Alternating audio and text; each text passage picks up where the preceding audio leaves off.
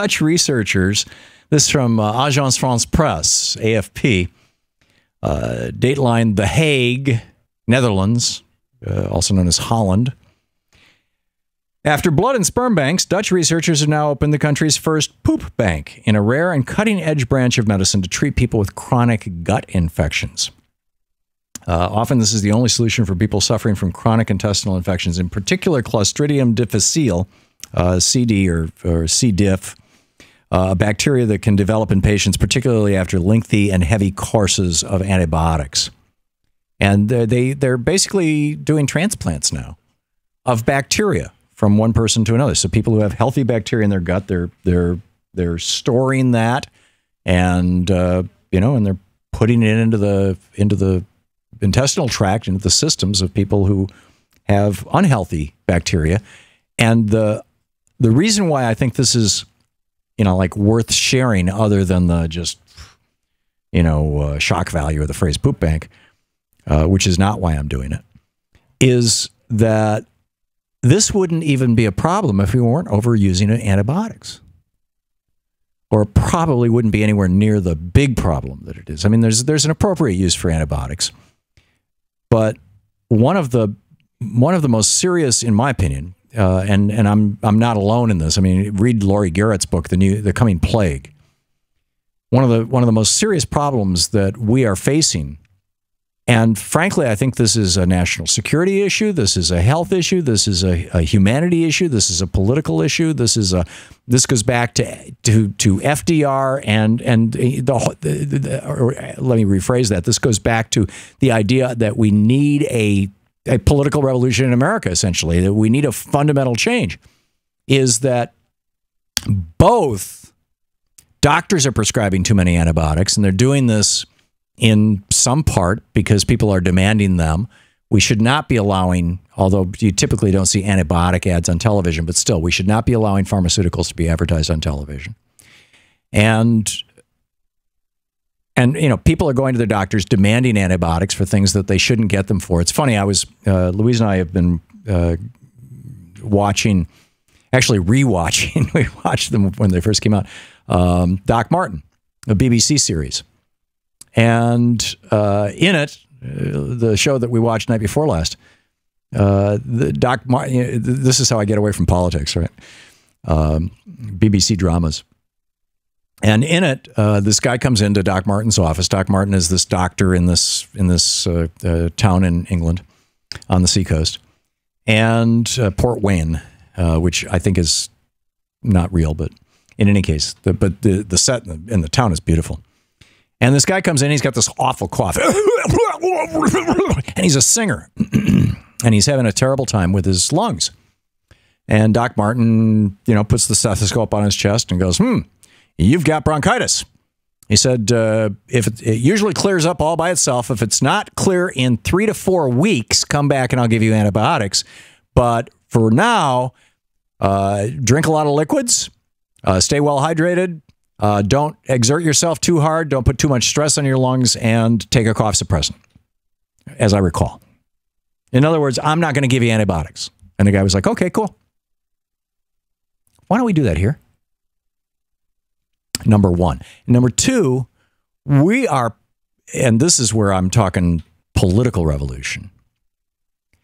The reason why people are dying, and they actually are dying, thousands of people a year in the United States from bacterial infections like Listeria and E. coli, I think it's H150, 154, 147, whatever it is. There's one particular strain. E. coli is a normal gut bacteria that helps, either digest food or protect the mucus lining of the large intestine or whatever. I'm not sure exactly what its normal role is, but it's a normal gut bacteria. But there's one mutated strain of it that's very toxic. It takes out your kidneys. It kills people. And you will find these bugs, Listeria, this particular pathogenic form of E. coli and whatnot, you will find these things in raw meats. that you buy at the supermarket. I mean, it's why you have to wash them so carefully. And after and if your hands touch them, you got to wash your hands. And if you set them on the counter and then you chop lettuce on the counter, and even though you've cooked the meat, the bugs are still, now they're in the lettuce, and everybody's going to have diarrhea the next day. And then it gets much worse in some cases if it's one of these really pathogenic strains. The reason these pathogenic strains exist today and are as widespread as they are, and did not exist when I was a kid in the 1950s and 60s, by and large, is because in the factory farming, in the industrial size farming that we're doing in the United States, they are using antibiotics not to stop infections, or not always to stop infections, but to enhance growth. It's kind of one of those perverse things. I don't know the mechanism by which it works, but low-dose antibiotics given to cows and pigs and chickens in their food all the time, over long periods of time, cause them to grow faster. Now, they also give it to dairy cows to prevent mastitis, which is the udder getting infected, because nowadays they just hook these suction machines up to the cows and just leave them there.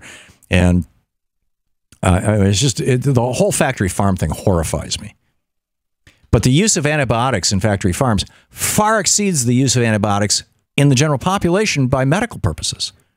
And what happens is the same bugs that live in our gut, or that can poison our gut, can poison pigs and cows and chickens and whatnot. And so, or live in their guts. They may not poison them because of the antibiotics, or maybe they do. I don't know. Not a farmer, but the point is that this low dose exposure to antibiotics over time produces a process. And please don't tell your Republican friends this; they won't be able to handle it. But it produces a process called evolution, in which the bacteria that are particularly, the normal bacteria that are just kind of floating around, that are not all that dangerous, the E. coli, for example, are constantly mutating. Every time a cell reproduces, as that DNA chain rips itself in half, and the messenger RNA and transferase, I think is the enzyme, lines up with it, and adenosine and adenosine, guanine, thymine, uracil, that's RNA. Adenosine, guanine, cytosine, and thymine are DNA. As those four amino acids, as that ladder gets torn in half, the new free loose amino acids bind into the other half of the ladder, and it basically, one chain of DNA, one string of DNA becomes two, right? One ladder of DNA becomes two. When that happens, occasionally an amino acid gets misplaced. And when that happens, the new organism, the new, the child of the original bacteria, is somewhat different. That's called a mutation. Most mutations are destructive and they cause the bacteria to die. Some mutations, though, don't cause the bacteria to die. They cause it to become dangerous to us and to, like, take out our kidneys. Normally, those mutant bacterias would be easily killed off with just a simple, penicillin, the safe, weak antibiotic made out of bread mold. But because we've been giving these antibiotics to these animals so much, and for, at least the last 30, 40, 50 years, constantly, these bugs have not only developed pathogenic properties, but they've also developed antibiotic resistance. And now we've got a public health crisis, particularly in the United States, because of this policy, thus leading to the need, hang on. This is the Thom Hartmann Program. Thus leading to the need for things like poop banks to deal with this. I mean, it's amazing. To watch more clips from our programs, hit the Watch More Videos button over here. And please be sure to hit the handy-dandy subscribe button so you'll always be up to date. Tag, you're it.